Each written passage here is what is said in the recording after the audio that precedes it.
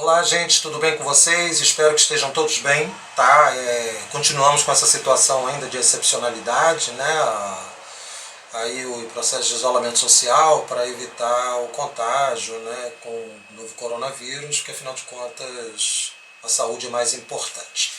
A nossa aula hoje vai ser sobre economia e sociedade no segundo reinado. Então, o que nós vamos pensar? Vamos pensar numa situação bem ampla, tá?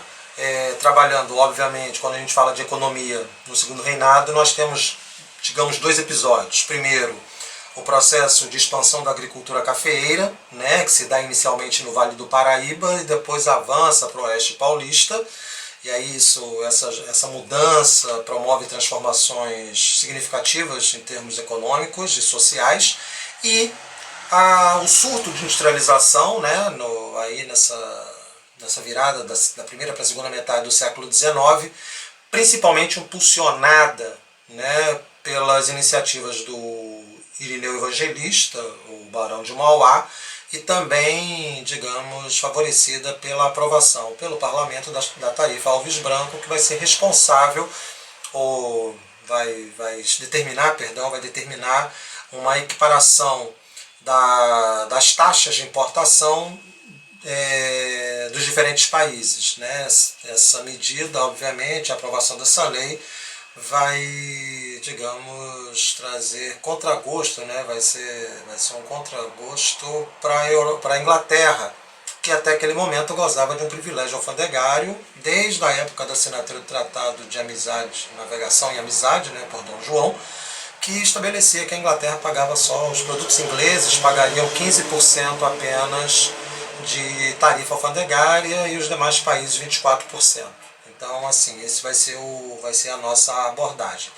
Claro que quando a gente fala de sociedade, vamos falar de escravidão e imigração, e obviamente, né, aquilo que vai ser determinante para o fim dessa relação de trabalho compulsória que é a escravidão, né? E aí a gente vai pegar as leis, desde a Bill Aberdeen, que é uma lei do Parlamento Britânico, passando pelo Eusébio de Queiroz, depois a Ventre Livre, a Saravia Cotegipe, ou como queiram, a Lei dos Sexagenários, e a culminância com a Lei Áurea. E, lógico, abordando também a imigração, porque afinal de contas a imigração ela vai ser a medida adotada para promover uma substituição de mão de obra, já que com as proibições ao tráfico de escravos, a mão de obra escrava ela se tornou excessivamente cara, né? Então não compensava mais a utilização em larga escala desse tipo de mão de obra. E aí a gente vai seguir essa viagem. Espero que vocês se divirtam. Então, gente, olha só, a primeira coisa que nós vamos discutir na nossa aula vai ser a economia cafeeira, né? E a sua organização. O Brasil, vocês estão lembrados, ele tem uma economia que é voltada para a exportação. Exportação de produtos primários, e quando nós falamos de produtos primários, estamos falando de agricultura, né? Inicialmente, o primeiro produto exportado pelo Brasil foi o pau-brasil, no período pré-colonial. Depois nós tivemos a fase do açúcar, e agora entramos no chamado ciclo do café, né? Então, assim, a questão cafeeira no Brasil, ela vai atender às necessidades crescentes de um mercado consumidor europeu por conta da segunda revolução industrial, ou seja, necessitava-se de uma bebida capaz de manter os operários estimulados durante as longas jornadas de trabalho. Outra coisa também que vai contribuir para essa apreciação do café enquanto produto, né, é o fato dele ser um produto exótico, né? Então, assim, por que exótico? Primeiro, dada a própria origem africana, depois ele é introduzido no Brasil, ainda no final do século XVIII, né, e se espalha rapidamente pela região, principalmente região sudeste, né, na região do Vale do Paraíba, compreendida ali entre o norte de São Paulo e o sul do Rio de Janeiro, onde você tem, como o próprio nome diz, ali a região onde passa o Rio Paraíba do Sul. E os primeiros cafezais vão se desenvolver nessa região, né? Vai utilizar, como a economia sempre utilizou nesse caso, a economia agrícola brasileira, mão de obra escrava, em larga escala, né? esse produto ele era escoado através de lombo de animais até o porto do Rio de Janeiro, né? Então assim, havia, né, no caso, uma perda de parte da carga por conta da distância, né, e da própria velocidade do transporte. Mas de qualquer maneira isso é um detalhe. O que nos interessa é saber essa organização dessa economia cafeeira no Brasil, né? E aí vai ganhar destaque, vai avançar como principal produto agrícola brasileiro e vai suplantar, por exemplo, a cana-de-açúcar, que até meados, né, ali por volta de 1830, 1840, ainda era o principal produto de exportação do país, né? Então, assim, você vai ter, isso acompanha, obviamente, um deslocamento econômico da região Nordeste para o Sudeste, né, que já havia experimentado essa situação na época da mineração, e aí agora com a cafeicultura vai apenas consolidar esse domínio econômico. Como eu falei, para isso, para a movimentação dessa economia, a mão de obra escrava vai ser um elemento essencial. Então o Brasil, nos anos que antecedem tanto a aprovação da Bill Aberdeen em 45 quanto a Eusébio de Queiroz em 1850, o Brasil vai importar uma quantidade imensa de escravos, justamente para poder suprir as necessidades de mão de obra na economia cafeeira, ok? Então essa é uma primeira parte, e aí a gente continua. Assim, quais são as regiões, né, que vão se destacar na produção cafeeira? Em larga escala mesmo, as duas principais regiões, e vou colocar aqui em ordem cronológica, Vale do Paraíba, como eu já tinha colocado, e a partir ali de 1860, 70, o Oeste Paulista, né? Por que há uma transição de uma região para outra? Por que a região do Vale do Paraíba entra em decadência e o Oeste Paulista vai ganhando essa importância, esse predomínio econômico? Alguns fatores explicam isso. Primeiro, né, as condições geográficas do Vale do Paraíba impediam uma expansão significativa da produção cafeeira, né? Então, quer dizer, uma região como é o Vale, então você tem, são regiões escarpadas, e aí, consequentemente, há uma dificuldade de você subir montanha acima para a produção de café, né? Esse é um fator. Segundo fator, ao promover o desmatamento, né, é engraçado isso, deixava essas regiões, essas áreas cultivadas, vulneráveis à ação climática. Então, né, as chuvas muitas vezes arrasavam a produção cafeira, trazendo imensos prejuízos para esses cafeicultores, né? Então, o que vai acontecer é que a região do Vale do Paraíba, que é pioneira na produção cafeeira, ela começa a entrar num processo de estagnação e depois decadência, tá? Paralelo a isso, o Oeste Paulista vai seguir um rumo diferente. Um rumo diferente não no sentido da propriedade. As propriedades continuam sendo de latifúndios, né? Agora, vai ter uma mudança, por exemplo, na mentalidade dos cafeicultores. Os cafeicultores paulistas, eles não vão trabalhar, por exemplo, com atravessadores. O que são esses atravessadores? São indivíduos que compram a produção cafeeira e revendem essa produção.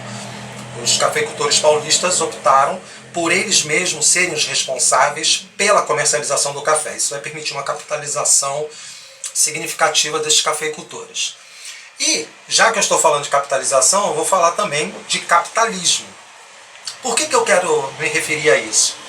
Enquanto a produção cafeeira do Vale do Paraíba pautava-se pela utilização da mão de obra escrava, a cafeicultura do Oeste Paulista, ela usava mão de obra assalariada, né? Então você vai ter uma introdução, e aí essa questão das datas é importante, você vai ter uma introdução sistemática de imigrantes, né? Imigrantes que não são mais, não são escravos, tá?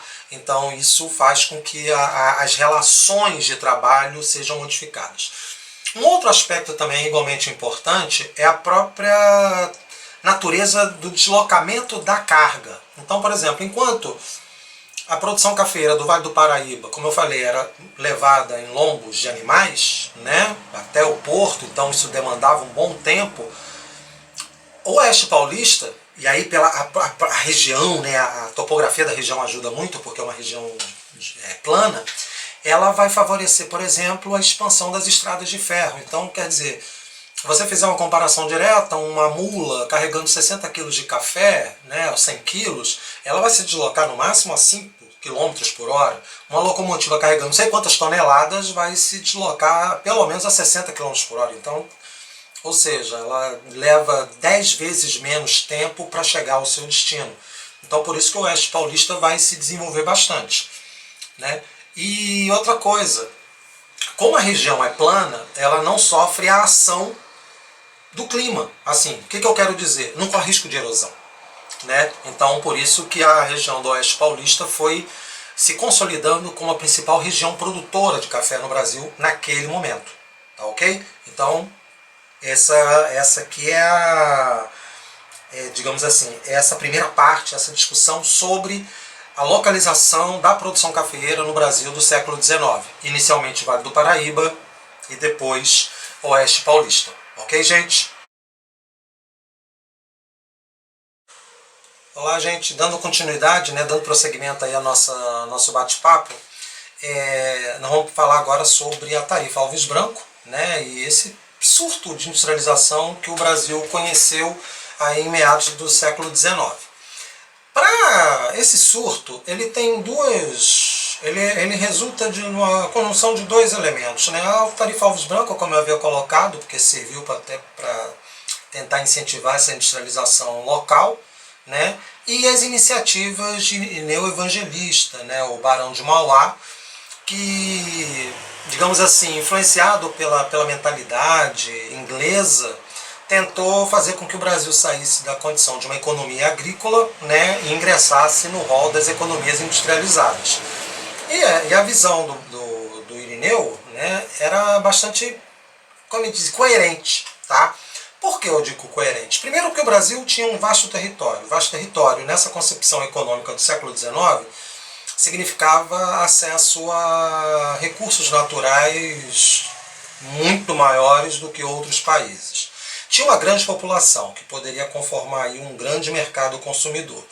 Faltava, evidentemente, uma mentalidade capitalista no país. Né? Por que eu falo mentalidade capitalista?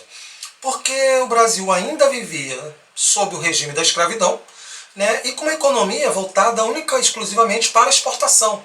Né? Mas peraí, Luiz, economia voltada somente para a exportação? Sim, se você parar para pensar, né? Claro, uma parte da produção agrícola ficava em território brasileiro, né? Mas essa produção agrícola, ela era muito mais, digamos assim, ela era, como é que se diz, ela era tornada possível, né? Os seus fornecedores eram pequenos e médios proprietários rurais. Os grandes proprietários estavam com seus olhos voltados para o mercado externo. Então, assim, você tem, né, a partir dessa década de 30, 40, você vai ter grandes propriedades ainda produzindo, né, açúcar para comercialização fora, e agora um novo produto que é o café. Então, assim, nesse caso, a tarefa do Barão de Mauá, ela vai ficar complicada. Por quê? Porque os grandes proprietários brasileiros, eles não tinham essa mentalidade. Eles achavam que a economia, lembra daquela coisa da economia da fisiocracia, né? Que a agricultura, que é responsável e não o comércio e a indústria? Então, parece que a mentalidade dos grandes proprietários brasileiros ficava nesse campo, né? Dos fisiocratas. E o Barão de Mauá, ele vai tentar convencer essas elites econômicas que não, o Brasil ele não precisa abandonar a agricultura, mas ele pode adotar a industrialização. Né? Então, por isso que os esforços do Barão de Mauá foram não apenas no intuito de conseguir recursos, porque isso aí foi fácil, né, dados os contatos que ele possuía com financistas e industriais ingleses, mas a questão maior era convencer a elite política e econômica brasileira de que a industrialização seria viável. Né? E, curiosamente, esse mesmo Congresso, que era dominado por essa elite agrária, ela vota favorável a uma lei que tem por objetivo exatamente o quê? Promover a industrialização do país, que é essa tarifa Alves Branco. Né? E é interessante que essa tarifa, ela, como eu disse, né, ela vai digamos, trazer contratempos, né? Vai ser uma medida contra gosto da Inglaterra, Por quê? Porque os produtos ingleses seriam equiparados a produtos de outros países, em termos de taxas alfandegárias. Né? Eu tinha comentado antes, a Inglaterra vivia uma situação de privilégios, né? Conseguida aí com o Tratado de 1810, aquele Tratado de Navegação, Comércio e Amizade, assinado pelo príncipe regente Dom João com a Inglaterra, né? Que dava aos produtos ingleses uma vantagem imensa, né? Pagavam 15% de impostos, né? De importação. E a partir do momento em que passa a pagar 24%, significa que esses produtos ingleses vão entrar em concorrência com quais produtos? Né? A gente tem que lembrar que os Estados Unidos, a essa época, vinham acelerando a sua industrialização. Então, o fato dos Estados Unidos acelerarem essa industrialização já era suficiente para causar arrepios nos ingleses, né? Porque aí teria um concorrente direto. E, paralelo a isso, né, com as iniciativas do Barão de Mauá, qual é a ideia?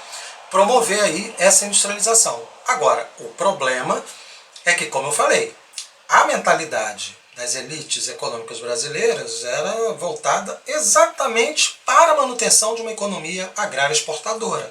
Tá? E tem mais. A aprovação dessa lei da tarifa Alves Branco pelo Parlamento brasileiro, muita gente aponta, e eu concordo com isso, que foi, digamos, o motivador, né?